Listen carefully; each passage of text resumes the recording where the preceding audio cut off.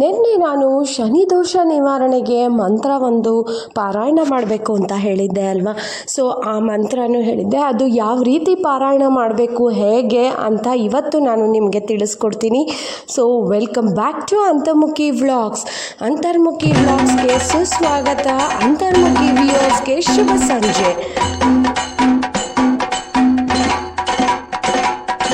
ಶನಿ ದೋಷ ನಿವಾರಣೆಗೋಸ್ಕರ ಪ್ರಾಣದೇವರು ಅಂದರೆ ಹನುಮಂತ ದೇವರು, ಶಿವನನ್ನು ಪೂಜಿಸೋದು ಉತ್ತಮ ಅಂತ ಹೇಳಿದ್ದೆ.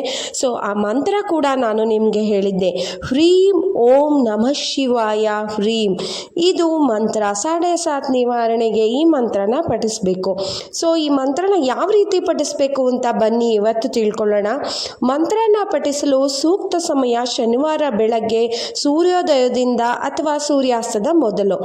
ಮತ್ತು ಮಂತ್ರನ ಪಠಿಸುವಾಗ ಯಾವ ಬಣ್ಣದ ಬಟ್ಟೆ ಧರಿಸಬೇಕು ಅಂದರೆ ಬಿಳಿ ಅಥವಾ ಕೆಂಪು ಬಣ್ಣದ ಬಟ್ಟೆ ಧರಿಸಿದ್ರೆ ಉತ್ತಮ.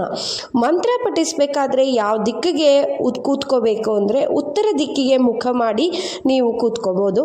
ಮಂತ್ರನ ಪಠಿಸಬೇಕಾದ್ರೆ ಮೊದಲು ಗಣೇಶನಿಗೆ ಪ್ರಾರ್ಥನೆ ಮಾಡಿ ಶುರು ಮಾಡಿ. ಎಳ್ಳೆಣ್ಣೆ ದೀಪವನ್ನು ಹಚ್ಚಿದ್ರೆ ಇನ್ನೂ ಉತ್ತಮ. ಮನಸ್ಸಿನಲ್ಲಿ ಶಿವನನ್ನು ಒಮ್ಮೆ ಸ್ಮರಿಸಿಕೊಂಡು ರುದ್ರಾಕ್ಷಿ ಜಪಮಾಲೆಯನ್ನು ಹಿಡಿದು 108 ಬಾರಿ ಈ ಮೇಲಿನ ಮಂತ್ರನ ಪಠಿಸಬೇಕು. ಯಾವುದು ಅಂತೀರಾ? ಹ್ರೀಂ ಓಂ ನಮಃ ಶಿವಾಯ ಹ್ರೀಂ ಅಂತ ಮಂತ್ರ. ಧ್ಯಾನಸ್ಥ ಸ್ಥಿತಿಯಲ್ಲಿ ಕುಳಿತು ಮಂತ್ರನ ಪಠಿಸಿ. ಆ ದಿನದಿಂದ ಅರಳಿ ಮರಕ್ಕೆ ನೀರನ್ನು ಶಿವನನ್ನು ಒಂದು ಸಲ ಪ್ರಾರ್ಥಿಸಿ. ಇದರ ಜೊತೆಗೆ ಸ್ವಲ್ಪ ದಾನ ಧರ್ಮಗಳನ್ನು ಮಾಡಿದ್ರೆ ಒಳ್ಳೆಯದು. ಶನಿವಾರದಂದು ಬಡವರಿಗೆ, ಅನಾಥರಿಗೆ ಹಾಲು ಸಿಹಿ ತಿಂಡಿ ದಾನ ಮಾಡೋದು.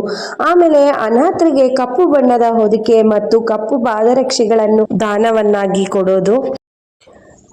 ಇನ್ನೊಂದು ಮುಖ್ಯವಾದ ವಿಚಾರ ತಿಳಿಪಡಿಸ್ತೀನಿ, ಏನಂದರೆ ಹಸುಗಳಿಗೆ ಮೋಸ್ಟ್ ಇಂಪಾರ್ಟೆಂಟ್ಲಿ ಹಸುಗಳಿಗೆ ನಮ್ಮ ಪುರಾಣಗಳಲ್ಲಿ ಅಷ್ಟು ಇಂಪಾರ್ಟೆನ್ಸ್ ಕೊಟ್ಟಿದ್ದಾರೆ. ಸೊ ಆ ಹಸುಗಳಿಗೆ, ಗೋಮಾತೆಗೆ, ಕಪ್ಪು ಹಸುವಿಗೆ ರೊಟ್ಟಿ, ಬೆಲ್ಲ, ಕಡಲೆ, ಮೇವು ನೀಡೋದು. ಮತ್ತು ಅದಕ್ಕೆ ಮೇವು ನೀಡೋದ್ರಿಂದ ಈ 7.7 ಕರ್ಮಗಳು ಎಲ್ಲ ಸ್ವಲ್ಪ ಕಡಿಮೆ ಆಗ್ಬೋದು, ನಿವಾರಣೆ ಆಗ್ಬೋದು ಅಂತ ಹೇಳ್ಬೋದು.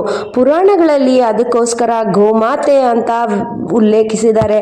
ಆ ಗೋಮಾತೆಗೆ ನೀವು ದಾನ ಮಾಡೋದ್ರಿಂದ, ಅದಕ್ಕೆ ಊಟ ಹಾಕೋದ್ರಿಂದ ಎಷ್ಟೋ ಒಳ್ಳೇದಾಗತ್ತೆ ಅಲ್ವಾ. ಇವತ್ತಿನ ಟಾಪಿಕ್ ನಿಮ್ಮೆಲ್ಲರಿಗೂ ಯೂಸ್ಫುಲ್ ಆಗಿದೆ, ವ್ಯಾಲ್ಯೂ ಇದೆ ಅಂತ ನಾನು ಭಾವಿಸ್ತೀನಿ. ಸೊ ಇದು ಅಷ್ಟೇ, ನಿಮಗೂ ಒಳ್ಳೇದಾಗಲಿ. ನೀವು ಯಾರಿಗೆ ಒಳ್ಳೇದನ್ನು ಬಯಸ್ತೀರೋ ಅವ್ರಿಗೂ ಇದನ್ನು ಶೇರ್ ಮಾಡಿ, ಅವ್ರಿಗೂ ಒಳ್ಳೇದಾಗತ್ತೆ. ಸರ್ವೇ ಜನ ಸುಖಿನೋ ಭವಂತು. ಎಲ್ಲರೂ ಶೇರ್ ಮಾಡಿ, ಸಬ್ಸ್ಕ್ರೈಬ್ ಮಾಡ್ಕೊಳ್ಳಿ. ಇದೇ ರೀತಿ ನಿಮಗೆ ಒಳ್ಳೊಳ್ಳೆ ಮೆಸೇಜ್ ಬರ್ತಾ ಇರುತ್ತೆ.